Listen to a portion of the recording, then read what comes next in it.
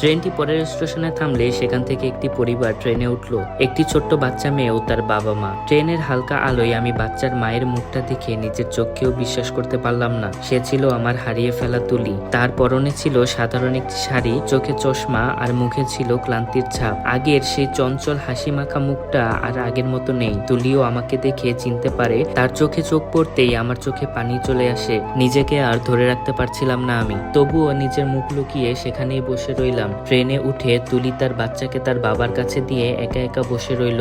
আমি তার দিকে তাকাতেই সে তার চোখ তাড়াহুড়ো করে মুছে ফেললো, যাতে কেউ বুঝতে না পারে। অনেকবারই তার চোখে আমার চোখ পড়ে, তবে কোনো কথা হয় না। অচেনা মানুষের মতো বসে রইলাম। সামনের স্টেশনেই তারা নেমে গেল। আমি জানালা দিয়ে তাকিয়েছিলাম, তবে তুলি একবারের জন্য পিছনে ফিরে তাকায়নি। কারণ হয়তো সে এখন অন্য কারো সংসার, অন্য কারো মা। আমার চোখ দিয়ে অঝরে পানি পড়তে লাগলো।